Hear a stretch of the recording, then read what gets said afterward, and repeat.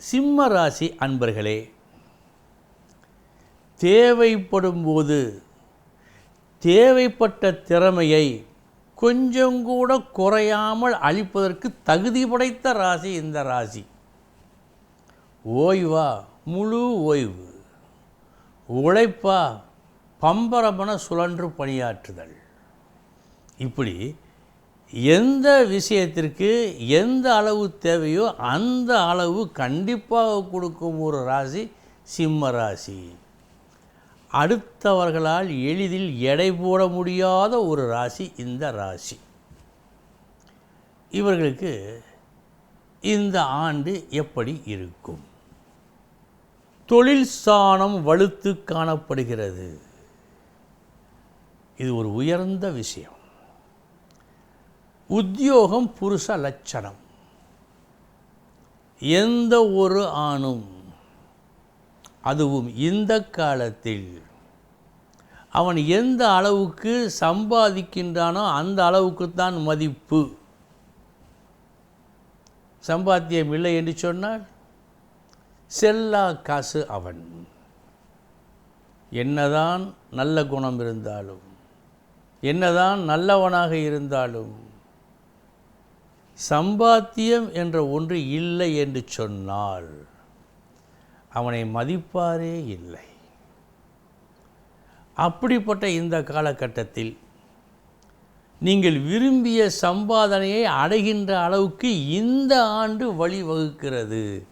இது ஒன்று போதாதா? அதிர்ஷ்டத்துக்கு தாராளமாக போதுமே. ஆக இந்த ஆண்டு வேலை இல்லாதோருக்கு வேலை, வேலையில் இருப்போருக்கு வேலையில் உயர்வு இவை ஏற்படும். இதன் காரணமாக ஒரு புத்துணர்ச்சியை காண்பார்கள்.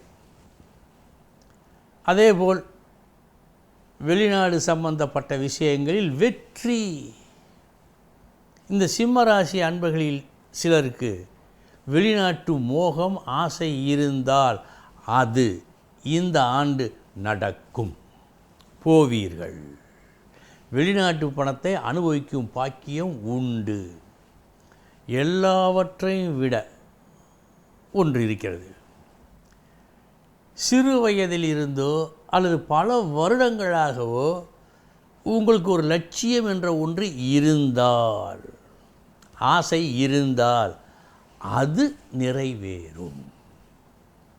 அடுத்து கவனமாக இருக்க வேண்டியது எது?